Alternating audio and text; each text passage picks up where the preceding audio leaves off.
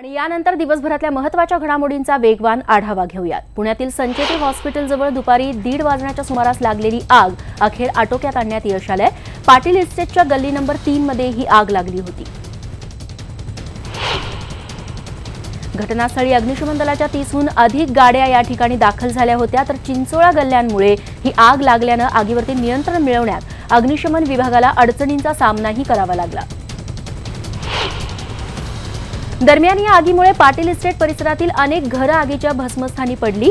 आगीनंतर Patil estate परिसरातील नागरिकांची तारांबळ उडाली। आग लागल्यानंतर 3 ते 4 सिलेंडरचा स्फोट झाला आणि या सिलेंडरच्या स्फोटामुळे आग अजूनच भडकली।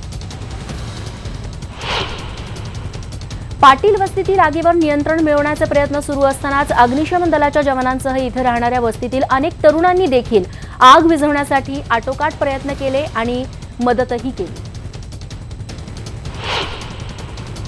आयुष्यभराची तुटपुंजी जमवून उभारलेलं घर आपल्या डोळ्यांसमोर आगीच्या भक्षस्थानी पडत असलेलं पाहून पाटील इस्टेट वस्तीतील महिलांना अश्रू अनावर झाले। या आगीतून आपला तुटपुंजा संसार वाचवण्याचा प्रयत्न करताना देखील काही नागरिक दिसले। घरातलं सामान, भांडी, कपडे नागरिक बाहेर काढून दुसरीकडे नेताना दिसत होते। पाटील इस्टेट परिसरात लागलेली ही आग बघण्यासाठी बघ्यांनी देखील मोठी गर्दी केली होती। गल्ली नंबर 3च्या बाजूच्या पुलावरती अनेक नागरिक आग बघण्यासाठी जमले होते, ज्यामुळे काही प्रमाणात अडथळाही आला। या आगीत तब्बल 200 झोपड्या आगीच्या भक्षस्थानी पडल्या, तर 200 झोपड्यांमधल्या संसाराची राख रांगोळी झाली आहे। दरम्यान पुण्याच्या याच वस्तीमध्ये जाऊन आमचे प्रतिनिधी वैभव सोनवणे यांनी तिथल्या नागरिकांच्या प्रतिक्रिया जाणून घेतल्या। बाजार समिती विधेयक सरकारने अखेर मागे घेतलंय। माथाडी कामगार व्यापाऱ्यांच्या संपामुळे सरकारवरती विधेयक मागे घेण्याची नामुष्की ओढवली आहे। शेतमालाचे भाव पडल्याने शेतकरी हवालदिल झालाय। शेतमालाला मातीमोल भाव मिळत असल्यामुळे शेतकरी रस्त्यावर उतरून आपला संताप व्यक्त करताना आज दिवसभर दिसला। कांद्याचे भाव गडगडल्याने शेतकरी हवालदिल झालेले आहेत। भाव पुन्हा कोसळल्याने बाजारात विक्रीसाठी आणलेल्या कांद्यांचा खर्चही निघेनासा झालाय, त्यामुळे हमी भाव मिळत नसल्याने शेतकरी त्रस्त आहे। कांद्यापाठोपाठ टोमॅटोचे भाव देखील मोठ्या प्रमाणात कोसळलेत। कष्टाने पिकवलेल्या टोमॅटोला 1 ते 1.5 रुपये किलो असा भाव मिळतोय, त्यामुळे हे सगळं चित्र बघून निराश झालेल्या शेतकऱ्यांना बाजार समितीजवळ रस्त्यावर टोमॅटो फेकून आपला संताप व्यक्त केलाय। शेतमालाला हमी भाव मिळत नसल्याने शेतकरी संतप्त झालेत। याच्या निषेधार्थ नाशिकच्या गरवारे चौकामध्ये शेतकरी शेतमाल घेऊन आले आणि शेतकऱ्यांनी रस्त्यावरच फुलकोबी फेकून आपला निषेध व्यक्त केला। नाशिकात फुलकोबी रस्त्यावरती फेकत शेतकऱ्यांनी सरकारविरोधात घोषणाबाजी केली। पुढे या संतप्त शेतकऱ्यांनी रास्ता रोको आंदोलन देखील केलं आणि सरकारचा निषेध नोंदवला। माथाडी कामगार आणि व्यापाऱ्यांच्या संपामुळे शेतकरी हताश झालाय, त्यामुळे विक्रीसाठी काढलेल्या शेतमालाचं करायचं काय असा प्रश्न या शेतकऱ्यांसमोर उभा ठाकलाय। नाशिक जिल्ह्यातील सटाण्याच्या आमदार दीपिका चव्हाण विधानसभेत कांद्याची माळ घालून सभागृहात त्यांनी प्रवेश केला। कांद्याच्या प्रश्नावरती लक्ष वेधण्यासाठी त्यांनी सभागृहात कांद्याची माळ घालून काही प्रश्नही उपस्थित केले। सरकारने फसवल्याचा आरोप करत एपीएमसी मधील माथाडी कामगार आणि व्यापाऱ्यांनी शासनाला कोंडीत पकडण्याचा निर्णय घेतला। याचा फटका मात्र शेतकऱ्यांना बसतोय। या बेमुदत एपीएमसी बंदमुळे शेतकरी, वाहतूकदार, व्यावसायिक, सर्वसामान्य नागरिकांना फटका बसलाय। बंदची मुदत वाढल्याने देशभरात कृषीमाल पाठवणाऱ्या शेतकरी, व्यापारी आणि वाहतूकदारांना दररोज सुमारे 30 कोटी रुपयांपेक्षा अधिकचा फटका सोसावा लागतोय। एकीकडे शेतमालाला भाव मिळत नसल्याने शेतकरी हवालदिल झालाय, दुसरीकडे मुंबईत मात्र भाज्यांच्या किमतींनी गगनभरारी घेतली आहे। फ्लॉवर आणि कोबीसारख्या भाज्याही 40 रुपये किलोने विकल्या जातात, तर शेतकऱ्यांकडून 4 ते 5 रुपये किलोला विकत घेतलेला टोमॅटो ग्राहकांना 20 रुपये किलोला मिळतोय। पुणे मार्केट यार्डमध्ये आज सर्व व्यवहार सुरळीत सुरू होते। नवी मुंबई एपीएमसी मार्केट बंद असल्याने 400 गाड्यांची जादा आवक इथं झाली। शासनाने कृषी उत्पन्न बाजार समितीतील माल नियमन मुक्त केल्याने सर्व घटकांना याचा फटका बसणार आहे। ग्रामीण भागात भाजीपाल्याचे दर कोसळल्यामुळे शेतकरी हवालदिल झाले। त्यातच एपीएमसी मार्केटमधील संपामुळे मुंबईतल्या मंडईमध्ये भाजीपाल्यांची आवक घटली आहे, त्यामुळे भाज्यांचे भाव चांगलेच कडाडले। नाशिकच्या द्राक्षांसाठी चीनची भली मोठी बाजारपेठ खुली होणार आहे। यंदा चीनसोबत द्राक्ष व्यापार 200% वाढवण्याचं टार्गेट अपेडानं ठेवलंय। अपेडाच्या मध्यस्थीनं 100 भारतीय निर्यातदार आणि 23 चीनी द्राक्ष आयातदारांमध्ये नवी दिल्लीत महत्त्वाची बैठक होणार आहे। सिंचन घोटाळ्याचा तपास आता ईडी करणार असल्याची माहिती सूत्रांनी दिली आहे। सिंचन घोटाळ्यासंदर्भातलं एसीबीचं प्रतिज्ञापत्र आता ईडी ताब्यात घेणार आहे आणि अजित पवारांच्या सहभागाबद्दल ईडी मार्फत पुढील तपास केला जाणार आहे।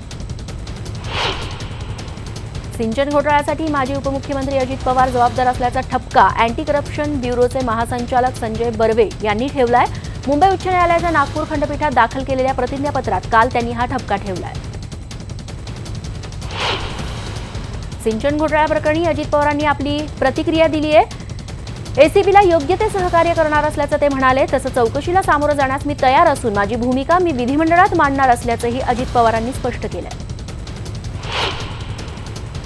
दरम्यान निवडणुका जवळ आल्यामुळे आता भाजपचा राष्ट्रवादीला बदनाम करण्याचा प्रयत्न सुरू आहे अशी टीका विधान परिषदेचे विरोधी पक्षनेते धनंजय मुंडे यांनी केली आहे। तसंच अजित पवार यांनी कोणताही घोटाळा केलेला नाही असं मुंडेंनी मत मांडलंय।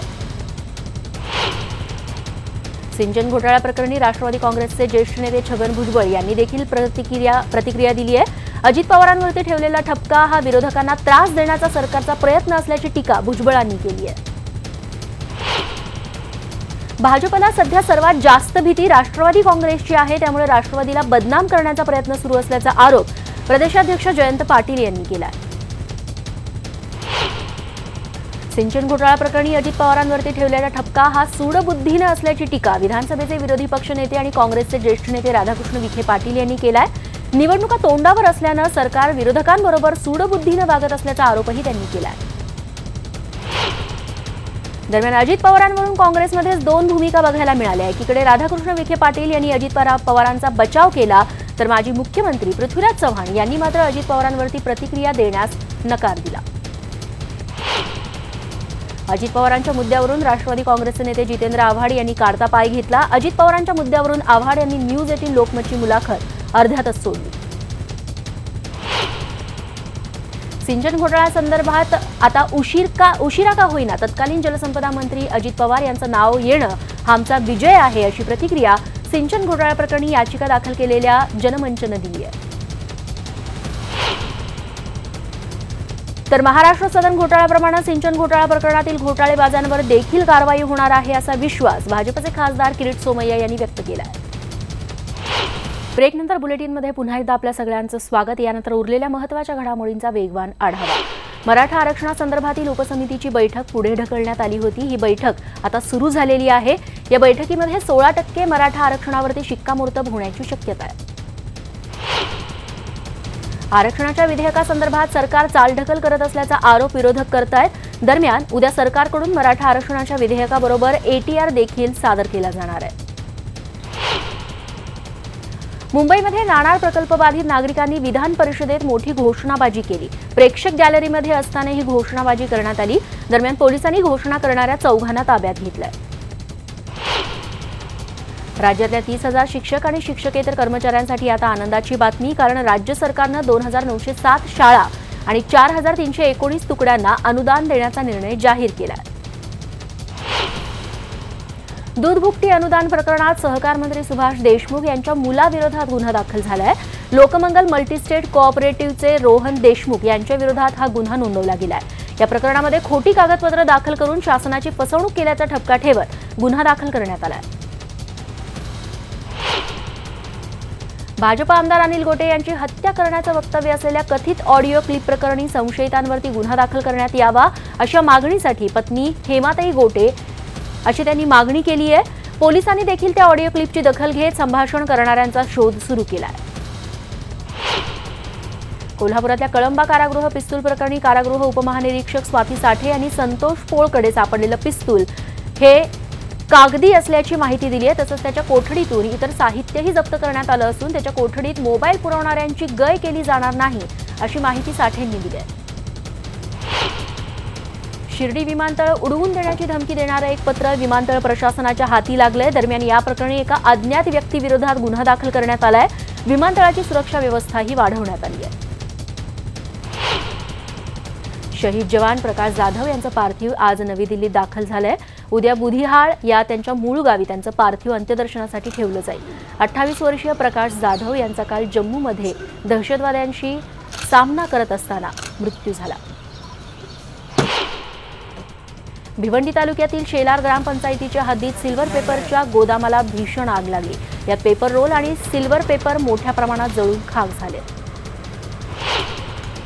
सर्व विदर्भवादी संघटना आणि विदर्भ राज्यांच्या मागणीला पाठिंबा देणाऱ्या राजकीय पक्षांनी एकत्र येत विदर्भ निर्माण महामंच स्थापन करण्यात आलेला आहे। या मंचात विदर्भ राज्य आंदोलन समिती, विदर्भ राज्य आघाडी, विदर्भ राज्य आम आदमी पार्टी अशा अनेक संघटना एकत्र आल्या।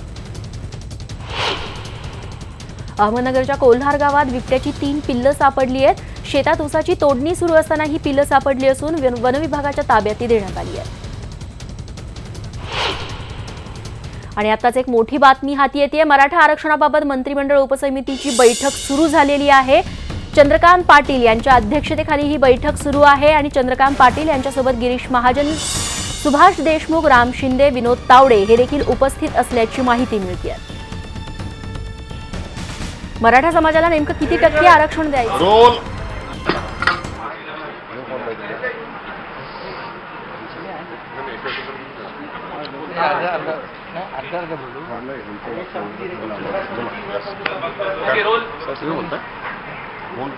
सुरू करा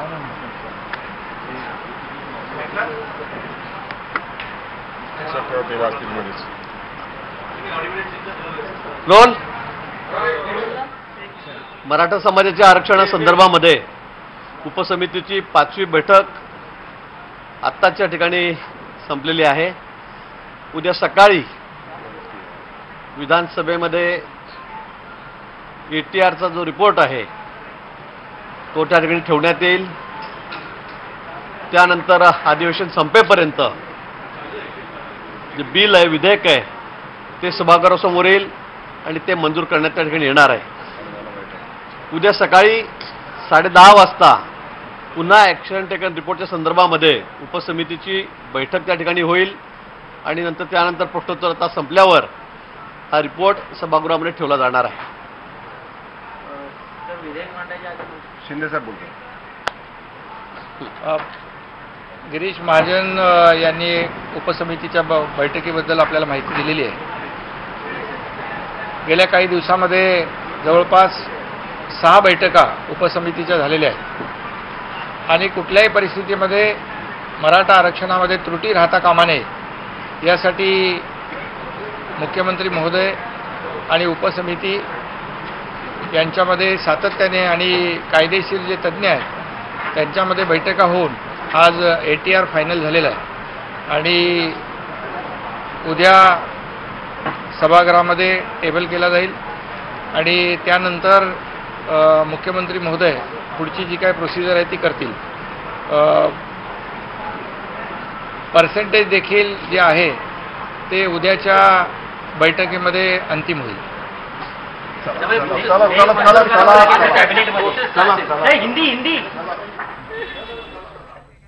तेव्हा मंत्रिमंडळ उपसमितीची ही 6वी बैठक झालेली आहे। मात्र तरीही मराठा समाजाला नेमकं किती टक्के आरक्षण देणार त्याबाबत अजून कुठलाही तोडगा निघालेला नाहीये। 16% आरक्षणावरती मंत्रिमंडळ उपसमिती ठाम आहे हे आधीच एकनाथ शिंदे यांनी सांगितलेलं आहे। मात्र याबाबतचा अंतिम निर्णय उद्या सकाळी 10:30 वाजता जी बैठक होणार आहे त्यात घेतला जाणार आहे आणि उद्याच ATRचा रिपोर्ट विधिमंडळात देखील सादर केला जाणार आहे।